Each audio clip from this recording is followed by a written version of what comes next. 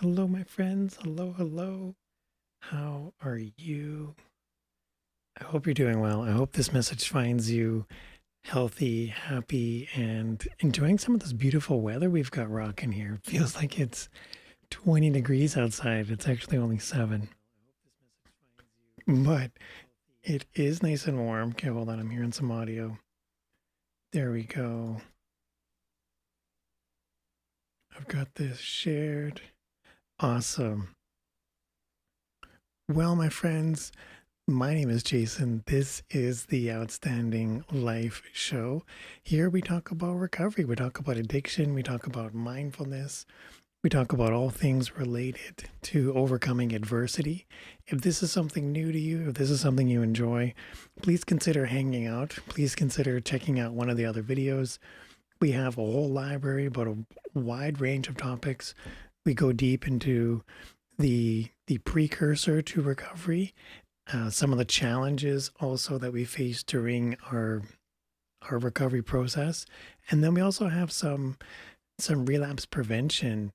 And so those three different buckets are what we focus our content on. There's lots of questions that we get, and there's lots of follow up I hear from. So this is something you enjoy. Please go and check out one of the other videos. I have a lot of fun making them. Today's topic is hitting rock bottom. Now, if you're new here, rock bottom is a topic we did cover in the past. We did talk about recovery related to what happens when we face triggers. We talk about what happens when we are faced with adversity, when we have certain challenges related to addiction. But we also went into what happens when we have anchors, and all of those lay up into, okay, hold on. All of those lay up into that event crisis point, and that's where the trouble falls in. And I don't know about you, but my mind can I know exactly what to say to get inside my head, to wind myself up, to to really push my anxiety through the roof. I don't know if you can relate to this, where I'm my own worst enemy.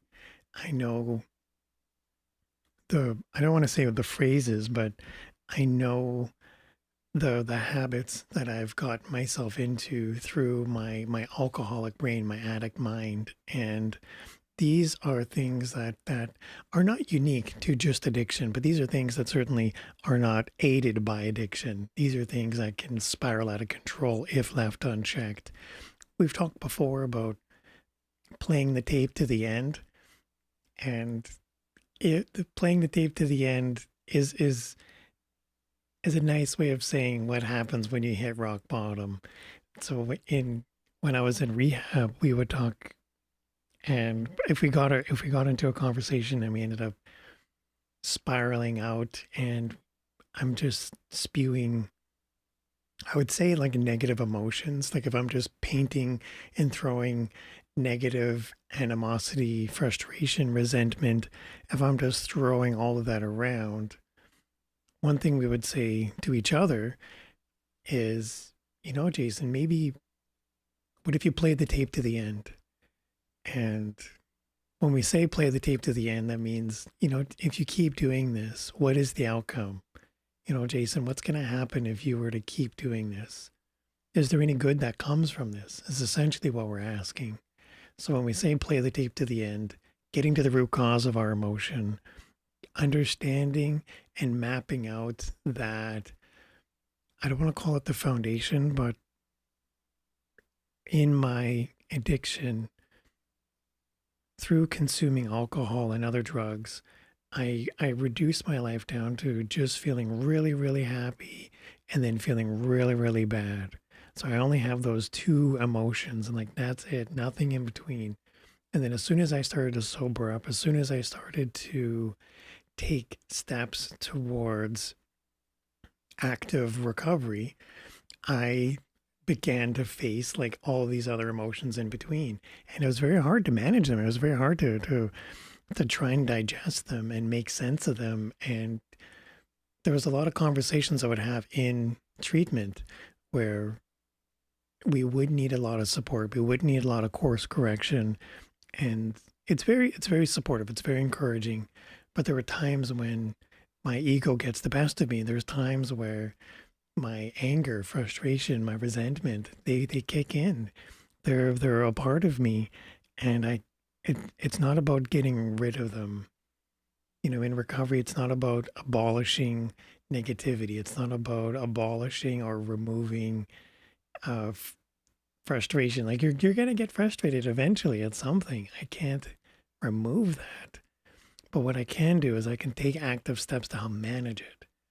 When I don't, and this is today's topic, when I don't and when I'm just avoiding it and I just put it off until later and I say, you know what, I'm just gonna deal with this later. I don't have time to worry about negativity. I'm just gonna be angry right now. I don't have time to worry about my ego. I'm just gonna delay that thought. I'm gonna deal with it later. And as soon as I start delaying something, as soon as I start avoiding something, it that gives a I almost want to call it like a backpack where I'm now holding on to it because I'm taking that and I'm putting it in my backpack. And I can carry something around in my backpack. But when I have 20 things, when I have 40 things, when I have 100 things, pretty soon it's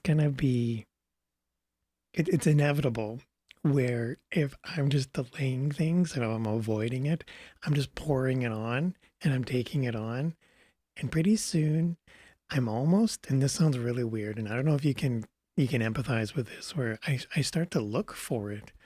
If I'm feeling anxious, I'm looking for anxiety. If I'm feeling angry, I'm looking for anger. If I'm feeling upset and emotional, I'm looking for those things. And it sounds absolutely silly. It sounds bonkers to say this out loud.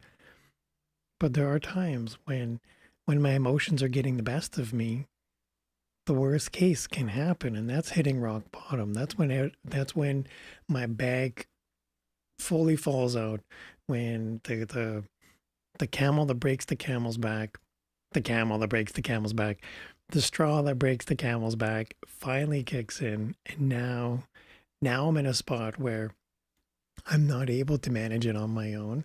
Everything, I dumped all my cards on the table. I'm now sitting in this raw emotional state, and it's in that moment I begin to wonder, how did I get here? What caused this to happen? I was having a conversation earlier this week with somebody, and we were chatting about what what happens when we have certain emotions. And the person I was having a conversation with, they quickly identified they were feeling a raw emotion, and that deep rooted emotion was being held on to. It wasn't manifesting, and it wasn't resentful. But what it was is it was driving one emotion was driving another emotion, and that emotion was driving another thought, and that thought was pushing forward its own narrative until pretty soon what started as this one tiny little conversation erupted into this whole other thought process. And in addiction, in recovery, in all stages, in each of those pillars that I mentioned about pre-recovery, active recovery, and then relapse prevention, in those three pillars, there's always going to be tolerances of managing our emotions. There's always going to be that fine balance of delicacy, because hitting the rock bottom is something nobody wants. Waking up from hitting rock bottom is one of the worst feelings ever. The reason why it's so painful and the reason why it's so difficult is because the only person that I can blame for getting to that moment, the only person that I can blame that has any, I would say, like, any horses in this race, anyone that has any skin in that game, the only person responsible to that outcome is me. And that's a very hard pill to swallow. Ego. And we've talked before about ego. We've talked before about pride. But we haven't talked about pride in a way where it's driving the narrative and it's driving my ego. It's feeding my ego. It's manifesting itself, and I'm paying homage to it to the point that it's driving my decision making process. It's pushing away my family members and friends. It's I'm losing the job, I'm losing the girl. It's and none of it is my fault. And so when my ego and my pride drive themselves so deeply into my life, and then everything else starts being pushed away, this is the beginning of hitting rock bottom. That's not rock bottom in itself. It's not until you've lost the job or the girl, or you lose your house, or you lose it's measured in loss, is what I'm saying. And the hard part is that loss for you might be something different from me. Loss for one person might mean the world to them. You know, what that person loses, if they lost their car as an example, that might be a game breaker for them. But for somebody else, maybe losing a car isn't that big of a deal. So they don't consider it a loss. And so in the alcoholic brain, in the addict mind, measuring loss is big, but individual battles are lost along the way. And those culminate, those tiny little battles, those little tiny losses add up to hitting rock bottom. And it's a horrible feeling. It's a horrible thought, because that's when I begin to start, I would say, the healing process.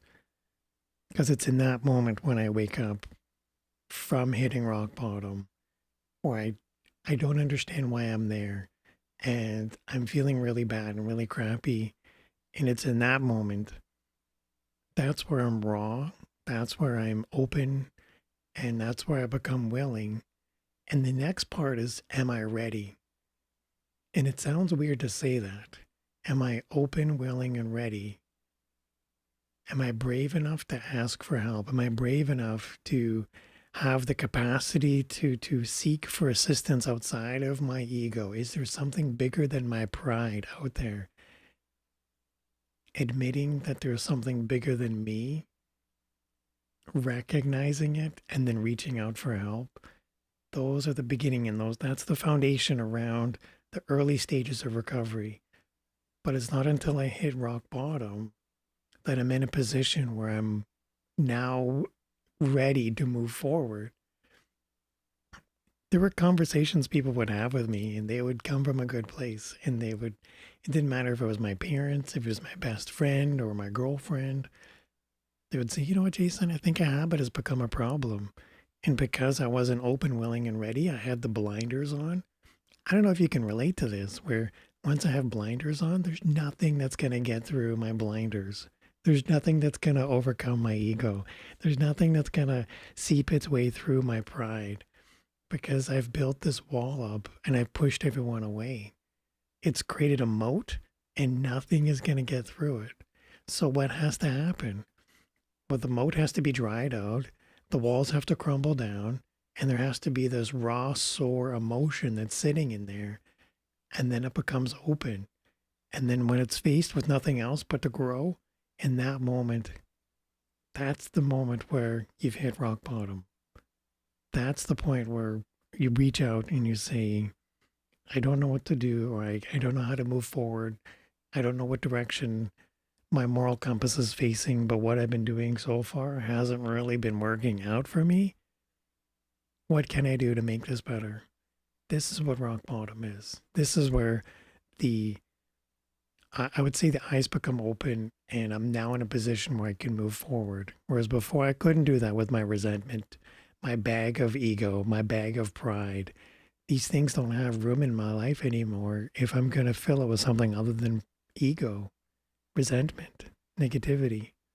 You know, I need to make room for gratitude. I need to make room for healing. I need to remove the people, places, and things that are not adding value. And I'm not able to do that if I'm just carrying around this bag of like emotion, like these ragers. Like rage isn't really an emotion, but it can get out of control pretty easily. And I'm speaking from experience, and I don't know if you can relate to this. And if you are, thank you for hanging out and thanks for chiming in. Hold on, I want to go and check out the comments here. Oh, look, Rob is here. Hello, Rob. Okay, well, let me bring this down. Rob is saying hello. Thanks for hanging out. Thanks for being all sorts of awesome. And then Laura's here. Hello, Laura. Thank you for being a part of the A team. Thanks for hanging out. I really appreciate that. So, what are we talking about? We are talking about hitting rock bottom. Hitting rock bottom is all sorts of lameness. We've talked about what it is, we've talked about how we get there. And then Laura's saying, hey. And we've also talked about how we arrive there. And that's the blinders. That's the honesty where I can no longer do things the way I used to. My 2.0 operating software needs to be upgraded. And I can't do that if I'm just living my life in denial. That sounds really mean to say, but you know where I'm coming from with that. So is that okay? Here's the next one. Getting out of rock bottom. Can you get out of rock bottom? Yes. But there's a big but there, because I can't just say get out of rock bottom. It's not like I can use a shovel and dig my way out. It's gonna take removing a lot of those walls that I built up. They didn't get built up overnight. So it's gonna take more than an overnight to tear them down. And I say tear them down because it's not like I can slowly take these things down. I have to, brick by brick, I built this wall. So brick by brick, I have to take it down. And through taking it down, I start to appreciate what caused me, the Jason from 2002, the Jason from 2008, the Jason from 1990, and you know what I mean. What kind of person would need this wall to be built, and what part of me was being fulfilled through building this wall? What good came from building this? And through asking these questions, through digging deeper beyond the wall itself, I start to open my mind now. I'm now open to the idea of, what if there's something more than just, I don't want to call it ferocity. I don't want to call it shame. But there was a story and there was a narrative I would tell myself, and through conditioning myself through that story, through telling myself that I was, it sounds weird, but I would tell myself I'm not deserving of good things. Like I would tell myself I'm not worth a sustainable lifestyle, a healthy relationship. I would tell myself that I'm not worth a car or a house or a nice like meal plan. Like these are weird things to say. But when you don't value yourself, when I don't value myself, I don't give a lot of room for value to creep in. So when it comes to moving away from hitting rock bottom, it doesn't mean just tear down the wall. It means recognize what part of me was being fulfilled through building the wall in the beginning. Maybe, this sounds crazy. Maybe it was meant to be out of a defense mechanism.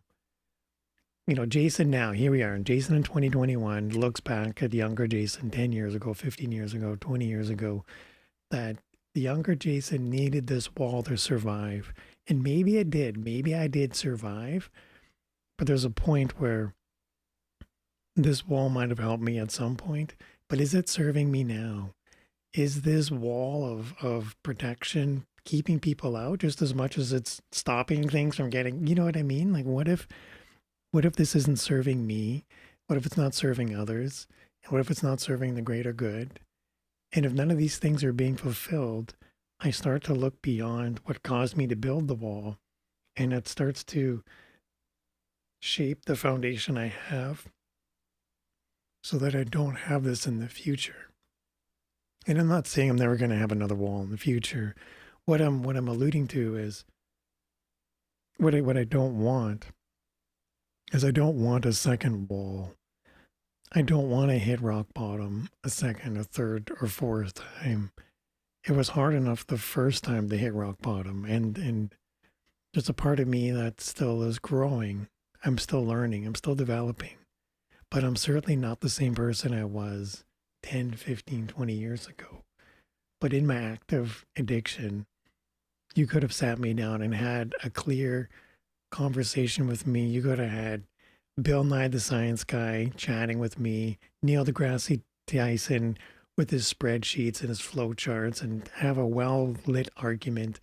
And I wouldn't have listened to either of them because I wasn't in a position to be open, willing, and ready to grow, to see beyond my ego, to look beyond my pride. I was more focused on the narrative. I was more focused on just surviving, white knuckling my way through. And yes, white knuckling got me through, but is it sustainable? I look back now and I'm like, no, Jason, it's not sustainable. But I didn't know that at the time. And that's why I hit rock bottom, and I needed that. I needed to hit rock bottom so that I was in a position to move forward. And I'm thankful that it only cost me as much as it did. I did lose time. I did lose friends. I did lose a lot of family. It took a long time to earn that trust back. But it's not over. I still have a chance to turn things around. I still have the ability to grow. Oh, my cat's here. Hey, kitty. What are you doing? What's going on?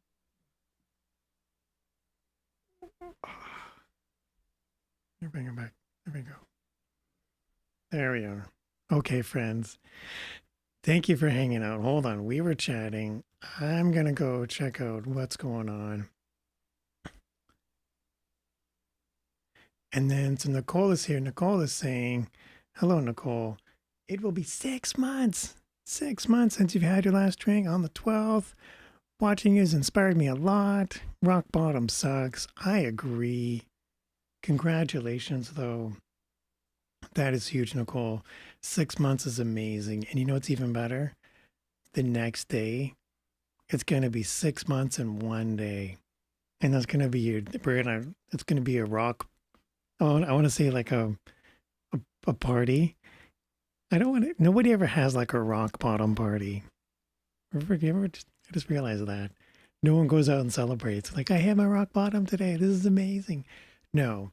Often the rock bottom party happens the night before you hit rock bottom. Anyway, friends. Okay, so let's go and check this out. So here we have, oh, then Laura's here. Laura's meant, you're replying to each other. That's amazing. Congrats. I've got 8 on the 11th. Look at that. Sobriety twinsies. That's all sorts of awesome. That's huge. All the time. Hold on, Nicole. You guys are awesome. Look how supportive the community is, right? It's amazing. What brings us to, in recovery, we'll talk about like what brings us to the meetings. What brings us to the meetings is unique to us. You know, whatever the stories were to get us that far, there was always a story to get us that far, a reason why we're there.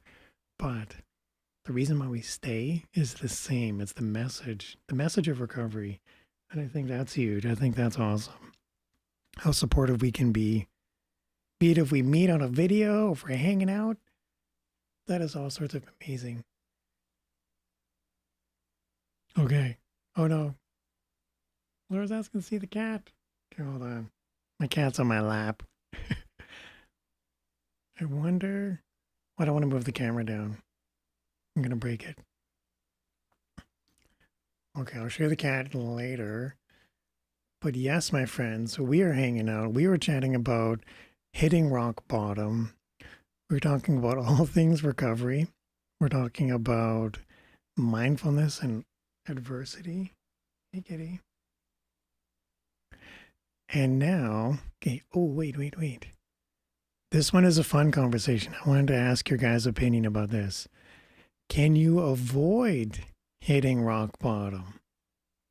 With everything we've talked about so far, is it possible to avoid hitting rock bottom? And then what happens when we avoid hitting rock bottom? It's like a two-part question. It sounds silly.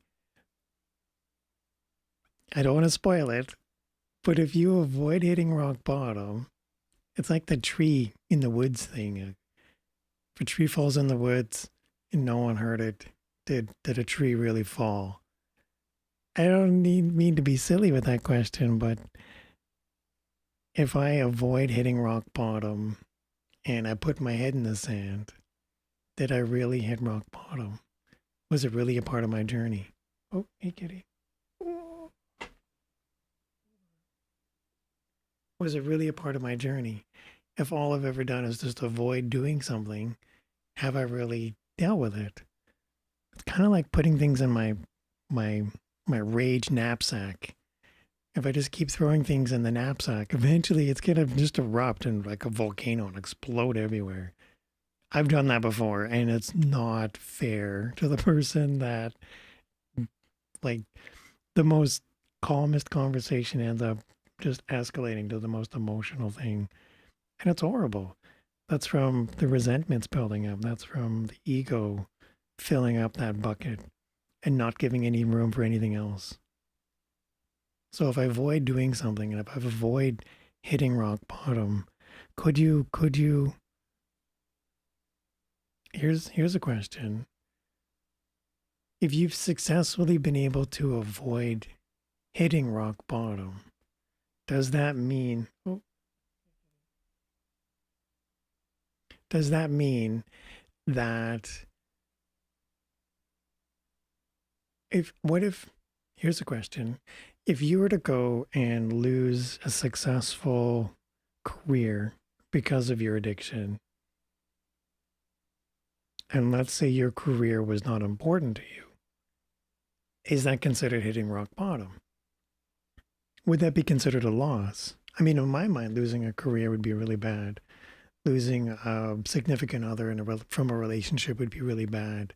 Family members, friends, trust, love, respect, like all these things in my mind are they carry heavy weight. But if they don't matter to you, is that maybe that's part of the rock bottom process? What do you think? I mean, what are your thoughts on that?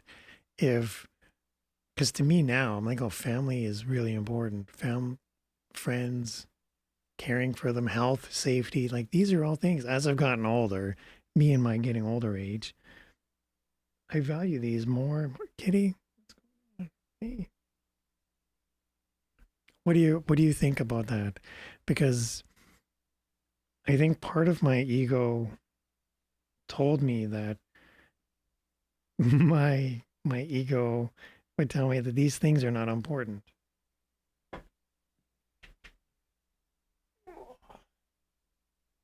Here we go. Let's say hi. Say hi to everyone. Say happy sober birthday to Nicole and Laura. So if you never value things like career or relationships, if you never value them and you lose them, is it really considered loss? And if I don't value them and they start piling up, how many if I go through a bunch of relationships and I never value relationships, is it really considered loss or rock bottom?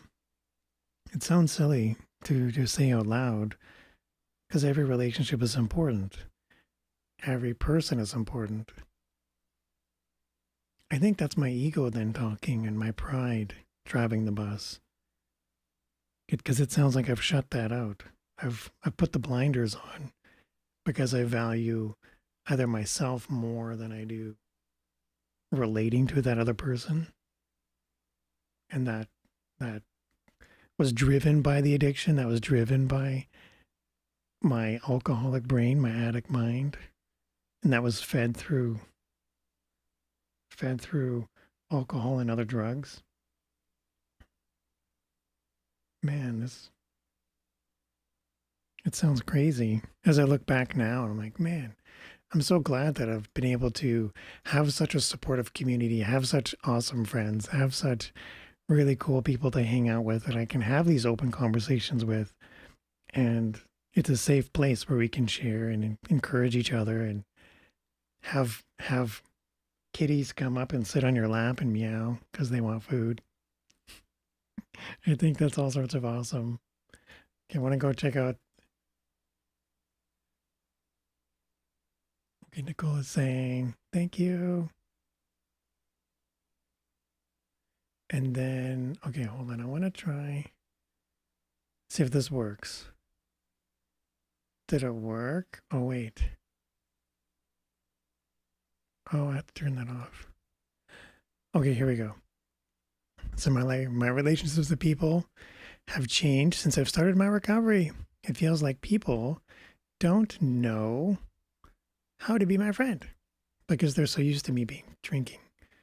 They walk on eggshells. Addicts have to become amazing friends. They get it. I can empathize with that, and it sounds weird. I made this video one time, and I referenced normies. And I was like, oh man, I have this normie friend, and we were hanging out. And I meant it in like a fun, joking way. And then afterwards, somebody sent me a message after watching the video, and they're like, hey, Jason, I really liked your video. I was like, awesome, way to go. And they're like, but I have a question. I'm like, sure, what is it? And they're like, what's a normie? I was like, wait a minute, hold on. A normie? Only a normie would ask, what's a normie? And then I was like, that's a normal person. A person who's not struggling with addiction or alcoholism or other drugs. It's a person who doesn't have the same kind of, I don't want to call it the same mindset, but I don't want to call it that they haven't struggled or lost. But these are things that don't happen to them. Therefore, they're normal. And when I made a joke about it, I was like, oh yeah, I was hanging out with a normie and it was really cool. We went out and we hung out. And they felt like I was making like an inside joke. And I was like, no, it's not it. No, I don't mean, it's not making fun of you. It's more of I hang out with normal people too, not just alcoholics and addicts, although they're the funnest. So I hear what you mean when friends walking on eggshells. Okay, Nicole is saying, if we avoid it, we will pay. We will, yeah, whack-a-mole with the addiction by just avoiding it.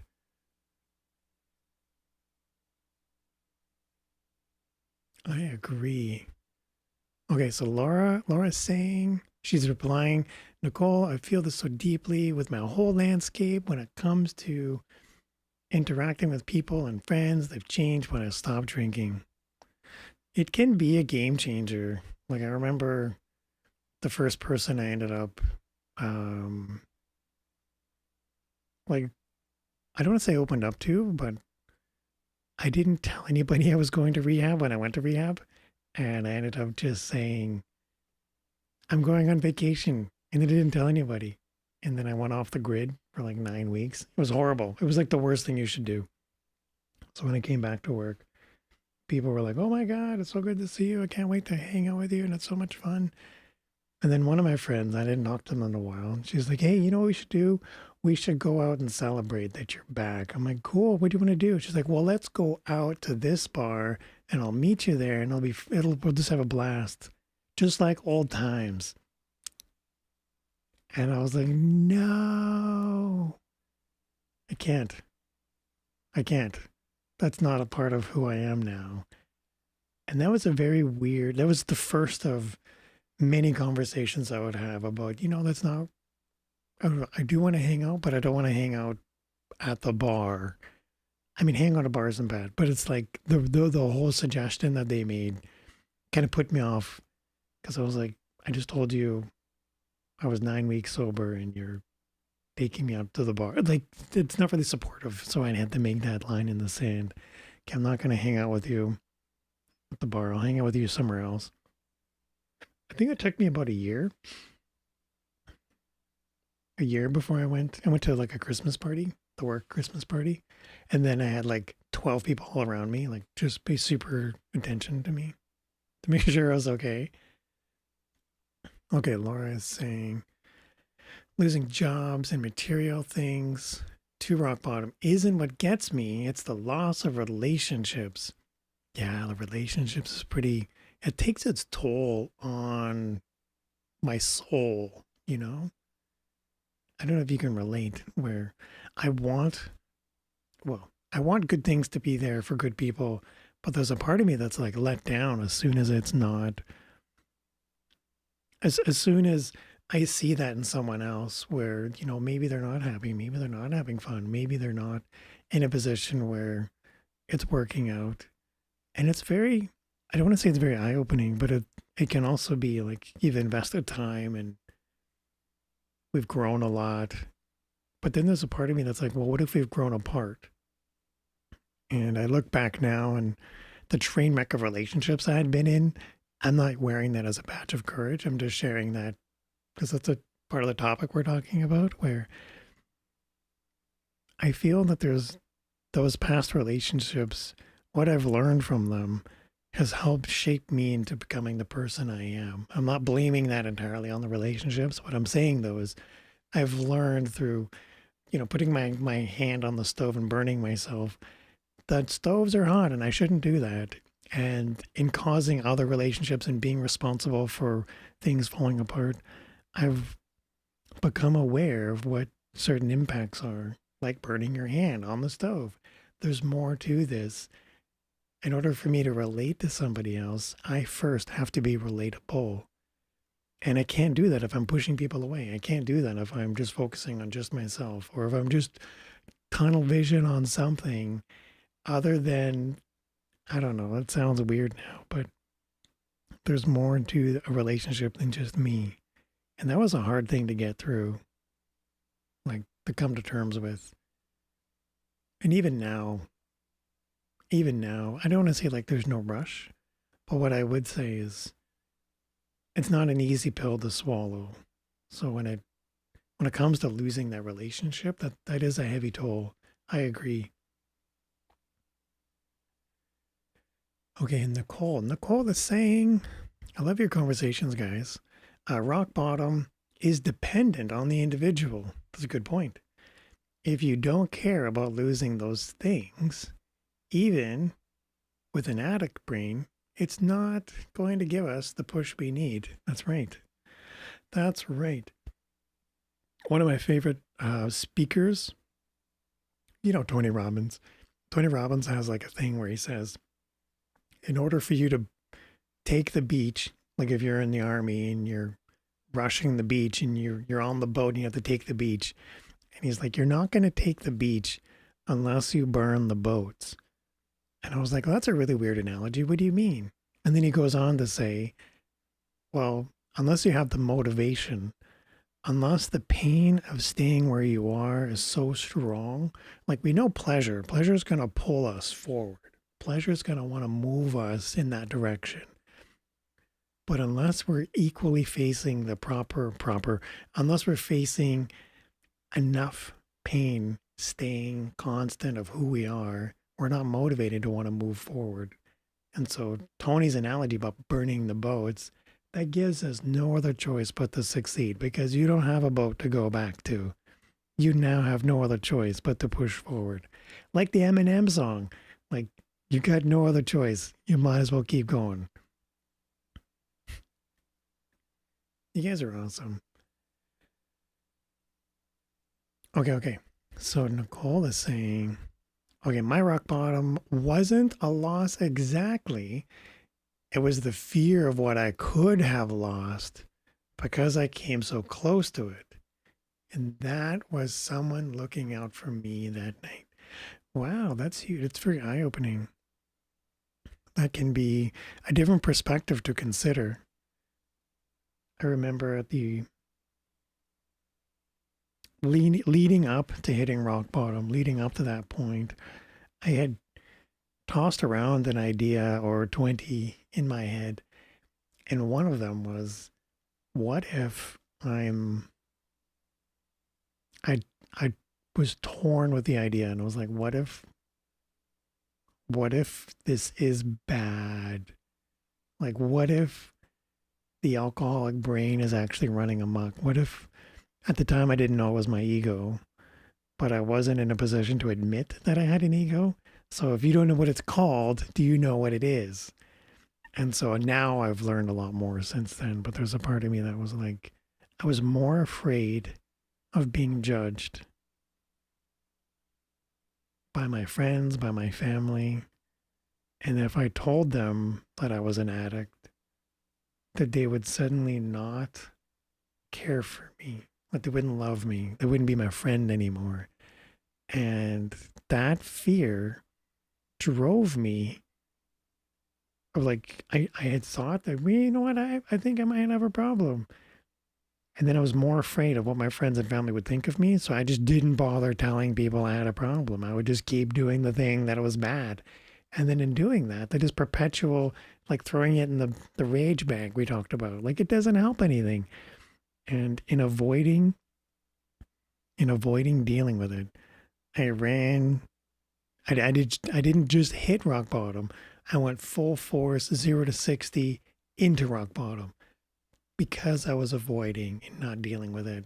And I was more afraid of what other people would think of me. I was more afraid of what my family would think of me, that I would be considered weak somehow.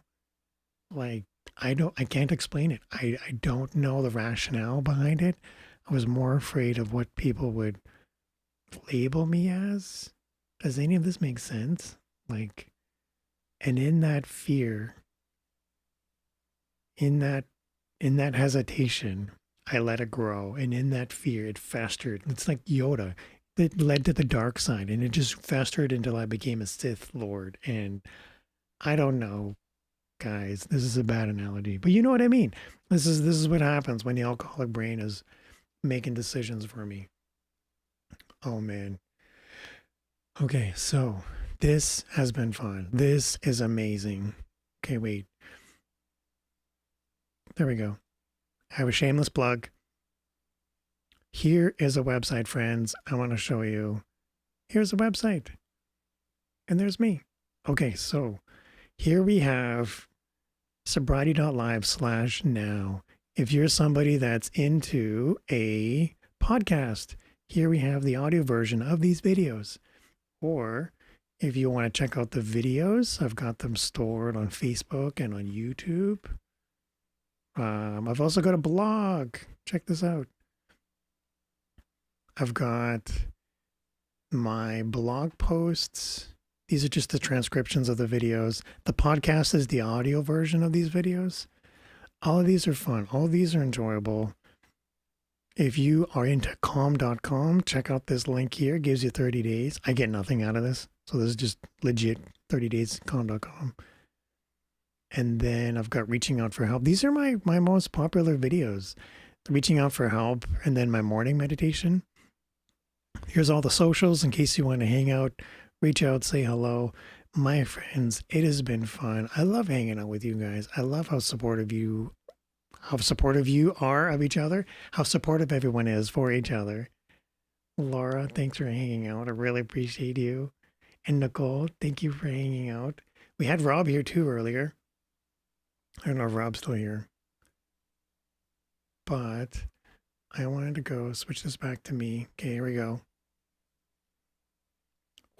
Or if you're on the Twitters, go and check it out here. I am Red Skittle Blue. I'm having so much fun hanging out with you. I don't want this video to end, but I wanted to let you know this video is about hitting rock bottom. My name is Jason. This is the Outstanding Life Show. If you enjoyed this, let me know. Put your hearts, put the stars, put the comments, put the shares. Whatever floats your boat, definitely go ahead and do it. I had somebody reach out to me and they told me, they're like, Jason, you leave too many care emojis. You know, the little heart emoji, you know, the thing? Like, you leave too many of those. You need to leave something else other than the care emoji. And I was like, okay, yes, sure. Mental note, leave more than the care emoji. But if you enjoy this and you love the care emoji, put the care emoji down, put the hearts, put the shares, do all the fun stuff. I loved hanging out with you guys. If you wanted to go check out another one of these videos, definitely go ahead and do so. In the meantime, you take care, you have fun, and I'll see you in another video. All right, friends. Bye.